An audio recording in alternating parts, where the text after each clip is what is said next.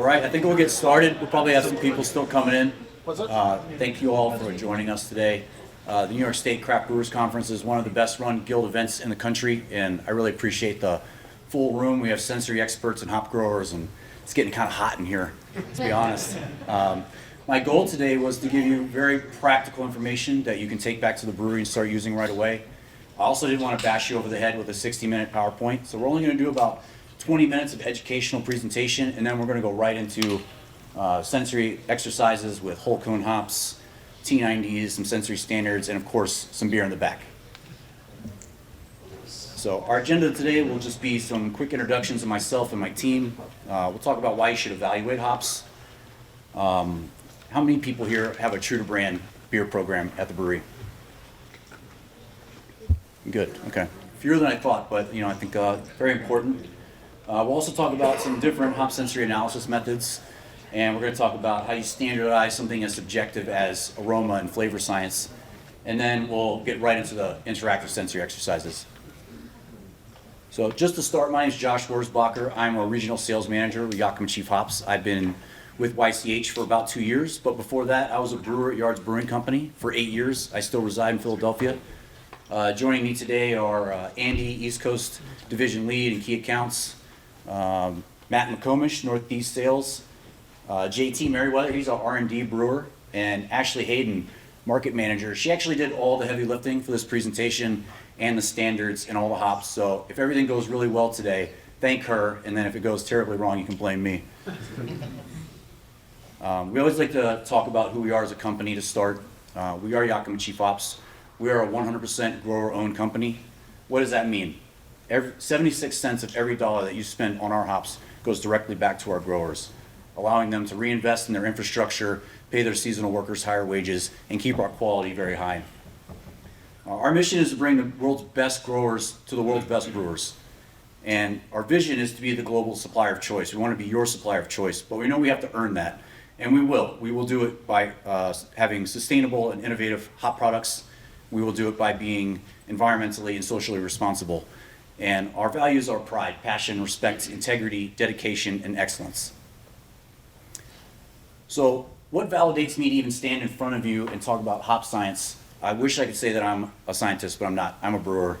Now I'm doing sales. But luckily I'm able to leverage an incredible team. Our sensory team and laboratory, and I say this with full honesty, I think we have the best hop sensory program in the world.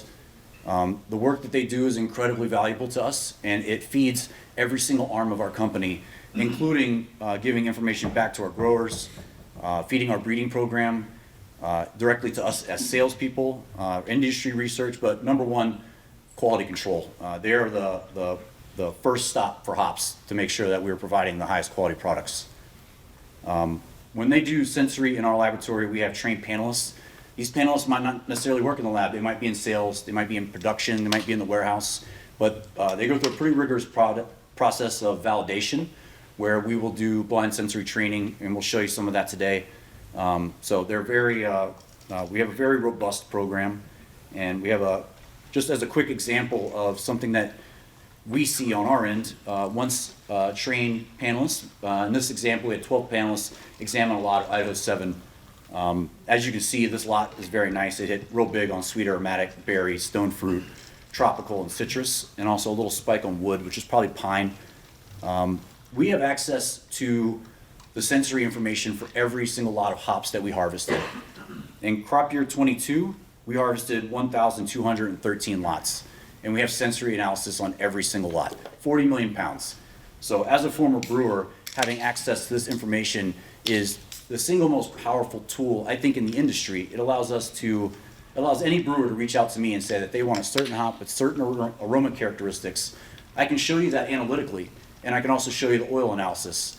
I think this gives you guys a custom ability to find the best hops for your beer. So, you all know hops, you all know how to brew. Why even evaluate them?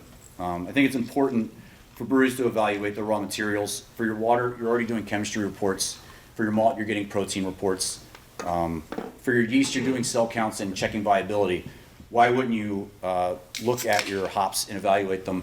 I'd love to say, hey, I'm your supplier, here's some hops, trust me, they're excellent. But the reality is the last stop for quality control in your raw materials is in the brew house. So number one, you should be evaluating your hops regularly for quality control. You want to ensure you get consistent quality products. It also helps you improve the way that you communicate about what you're looking for to us as suppliers. Let's say that I send you a lot of hops and you love it. What did you love about it? You tell me that, it gives me the ability to continue finding hops that you love and improving your beer even further. Also for recipe development, there are times when certain hops are not available. For any number of reasons, it's important to be able to pull a new hop in and do a direct accessory assessment to make sure that it's a suitable substitute. And I think the most overlooked aspect of evaluating your hops is training. Not just educating you or your brew staff, but also your servers, your bartenders. Your bartenders should know what Citra is. They should know how it smells. They should know how it performs. When you put a new IPA on the draft list, they should already know how those hops in that beer perform. And in turn, they'll be able to communicate that to your customers. I think the hardest part is educating the consumer, and your frontline workers, your bartenders, your servers can really help in that. Also, new harvest variants. Hops are an agronomic commodity. They are subject to weather patterns and acts of God, a plague. So being able to look at hops year over year and making sure that you're getting consistent hops that are going to perform the way you want them to is very important. So we're going to talk about two different ways that you standardize something like aroma and flavor, which is extremely subjective. And the first way is to standardize the way that you analyze your hops physically. So the first and most common method is a traditional hand rub. And we're going to do some of that today. I think this is the most romantic way to sense hops. Brewers get to stand around a table and drink beers and rub hops and talk about what they smell. It's a very tactile and fun experience. Especially if you come to harvest, there's so much variability in hops, and being able to see that in real time is very exciting. There's some big advantages for doing it this way. Requires very limited sample prep. As hops are baled and trucked into our facilities, we can immediately punch a core that can be on the table in front of a brewer within hours. It also gives you the ability to do a tactile and visual inspection of the hops, so you can see the color, you can see the shatter from the bract material, you can see how dry or moist the strig is. The disadvantages are aroma carryover. It's very hard to standardize this. Usually you probably will today, you'll rub hops, you'll get the oils all over your hands. No matter how much you wash them, you're still gonna have some aroma on your hands when you go to the next lot. And again, it's not standardized. You have two brewers standing across from each other. They might rub a different weight of hops. They might rub it a different way. They might rub it, put it down, come back to it. So the next way, and I think the best way, is the ASPC grind method. The American Society of Brewing Chemists essentially created a method of grinding hops where you would standardize the weight, you'd standardize the method every single time. And in this example, we're going to use a little Ninja and just pulse them, grind it up into a consistent mix. And then we'll do some sensory in some amber jars so that you can't alter your perception from the hops to the aroma. The advantages of this, especially in doing a true to brand hop sensory program in the brewery, is manageable sample prep. If you're already doing true to brand sensory on your beer, it takes very little effort to also add in some hops and just evaluate them in real time. The disadvantages of this really doesn't apply to brewers as much as it does our sensory team, is fatigue. Oftentimes when they're doing sensory, they're smelling 16 to 20 lots of hops at a time. By the 8th or 9th lot, they all kind of start to smell the same. It gets pretty difficult. And then, my favorite way is to actually test the varieties in beer. Variety placement and standard recipes. You guys are probably already doing this. Single hop beers, simple, basic malt recipe, single hop, just so you can let the hop shine.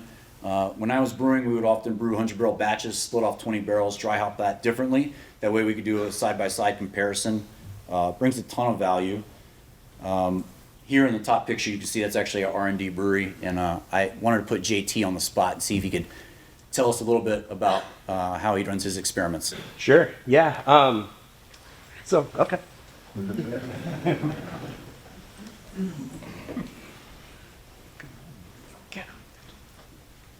Hey everybody, my name is JT. I'm the R&D brewer at Yakima Chief Hops. So, yeah, you see our brewery up there. The main thing we want to try to do is show, obviously hops smell one way in your hand, in the bullet, in anything that you want, but really the final product is the beer. How do those hops perform in beer? And that's what we try to show in our brewery. So, main thing you want to do is take away variables besides the one variable you're trying to show off. So, what we like to do, we have a four-barrel brew house. We'll brew one big batch of beer, split them down either into different fermenters or we'll split them into different whirlpools, which we have the ability to. But main thing we want to do is just try to find where those differences are. So say we would do one big batch, split them into different fermenters. We'll dry hop different in each of those. Then we know the only variable in there is that hop difference. So we like to do a really, really basic recipe. We call it #basic, but essentially it's just 2-row, a little bit of Cascade in the whirlpool, unless we want to differentiate in the whirlpool. And then we'll dry hop them different. It can go really light, it can go really heavy. We can also play around with different dosage rates. So say we're trying to try a new product. We can figure out the best uses, the best amounts where it goes. So each new hop that's coming through, we can say, hey, this is definitely an aroma hop, or we can say this is definitely more of a whirlpool hop, hot side hop. So it's really, really neat. Yeah. Sorry to put you on the spot. No, you're good, man. Yeah. I thought it was important to let him talk because he oftentimes gets to use products before they go commercial and before we even let brewers try them out. So he usually will brew a beer and then he has to write a report. Half his job is writing reports. And there, so we talked about how to standardize the physical aspect of hop sensory, but how do you standardize the subjective issue with it? And that's by standardizing the language. If two brewers smell the same thing and they agree on what they smell, they should use the same word to describe it. So what we have here is a hop and sensory lexicon. We didn't have enough for every chair. If you didn't get one, please see me after. We'll try to find you one. This comes right from the ASBC. Most of these are very common sense: tropical, citrus, melon. The one that we have a lot of trouble with is dank. Brewers are always like, oh, this is so dank. But do they mean cannabis? Do they mean onion garlic? Do they mean basement? It's really important that we are able to tell the difference, because onion and garlic is its own category, and musty, basement-y smell is an off flavor. So we want to make sure that we're categorizing these correctly. Another one that I have a little bit of trouble with is woody. Wood could be cedar or pine or resin, but also tobacco and sawdust. So I think that having this sheet is incredibly valuable, including having it out at the bar for your staff, or when you're writing your draft list recipes and you're trying to give a description. You got a little cheat sheet here for you. And let's say you want to create a more robust, let me back up. I'm not saying that you all need to go back to the brewery today and create a dynamic hop sensory program. I think a perfect way to do this is to have roundtable assessments where you have all your brewers, maybe a packaging guy, maybe a bartender, come over, rub some hops, and talk about it together. Certain people tend to be super sniffers, especially brewers. Certain people are blind to certain smells. I'm blind to diacetyl, but I'm very sensitive to sulfur. So being able to distinguish these among your team be a lot of fun, very interactive, and it gets your brewers to have some buy-in with your recipes. But if you wanted to create a more substantial hop sensory program, it really wouldn't take a lot of work. If you already have a true to brand beer program, you would start by creating a team of panelists, and then you want to validate them. The easy way to validate them is to create a set of standards for aroma. You would put them in jars that are labeled, allow everybody to smell those and get confident with their identification of that. Then you move into training them blind, making sure that they can smell things without a label, maybe even diluting down so that they're more subtle, or even doubling them up or spiking them with something else just to keep everybody honest. I've done this before at my brewery when I was still brewing. This is not complicated, it doesn't have to be complicated. It should be a lot of fun. I think you should all be probably smelling and tasting your beer pretty regularly, so why wouldn't you just go ahead and add hops to it? And let's see how we are on time. So that went by pretty quick. I wanted to keep it really short. I've sat in a lot of 1-hour PowerPoint presentations, so I thought it'd be a lot more fun to just drink some beer and actually smell some stuff and rub some hops. So, but first, does anybody have any questions? The guy that has the awesome job, is he like kind of also like maybe like help with like scaling up, because those are such small batches, and then if somebody's trying to do a 100-barrel batch, then Yeah, that's a big thing we really push for. So I come from a production background, so when I kind of took over the job, I wanted to make sure that was kind of our main thing, is knowing that we could then scale up to a 100-barrel batch or even bigger. So yeah, that picture didn't really do it justice, but we really, the brew house we have, it's a top of the line Marks. It's really, really nice. We can do anything we want on that thing. But then all our tanks are really, really top of the line too. We wanted to make sure that anything we do, it's exactly how a production brewer would do it. So that's kind of a big goal. With new products, we always open it up to brewing customers in exchange for feedback. So all of our trial lines are exactly that. And that's where we work with breweries of different sizes to see how they scale up. And if you're interested in being part of the trial program, hit me up after. We are growing that this year. And the cool thing about that small scale too is you can make mistakes on it. So by the time you guys even hear about hops or hear about new products, we've ran them through the ringer. We've tried every variation of using that hop or a product that we can. So with that, yeah, we're able to really know, hey, this is the way to use it. This is how we suggest it. Any other questions? So when you talk about whirlpooling, just because I hear a different number from every brewer that I talk to, what temperature do you typically whirlpool? I go right after boil. I haven't really, we've experimented with cool pools, and it's, it definitely brings up a little flavor, but it's also pretty hard to get that built into a brew house, and we kind of know that.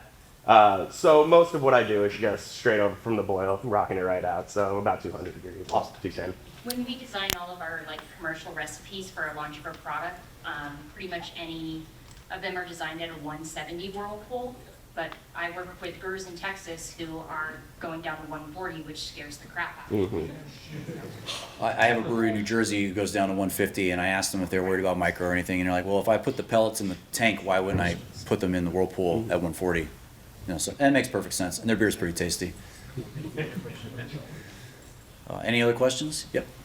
Do you take any notes or data on reactions to different dry hops, like nucleation, or get and provide that with the customers? Yeah, and I mean, mostly what we'll do is we definitely pay attention to what compounds make it through during dry hops, and we'll pay attention to the day we dry hop a lot of the time. So we'll really see what active dry hop will do versus post-firm and everything like that. But yeah, any data point you can think of, we're usually taking. And that's through the sensory program, we should have all that to be able to show off too, so yeah. Anybody else? Simcoe. 586 is probably my second favorite right now. All right, well, we want to get right into some interactive sensory stuff. We have some whole cone cores. These are from last harvest. They were kept vacuum sealed in a freezer, so they're still high quality. If you never rubbed hops before, this is a great opportunity to get to do it for the first time. We have a collab with Fidens. That's New Zealand. It's Nelson and Motueka. I'm sure that line will be long right away. We have sensory standard kits that Ashley put together over here that include survivable compounds as well as some common smells. And then we're going to be doing the hop grind method with some New Zealand T90 pellets, just so you can kind of see how we might do the process, and also just to get to smell some nectar on, which I think is pretty fun. We're going to kind of just let everybody do what they want, but if you do see one area is a little busier than the other, please help us spread out that attention a little bit. Feel free. So both Nelson and Drink some beer. So,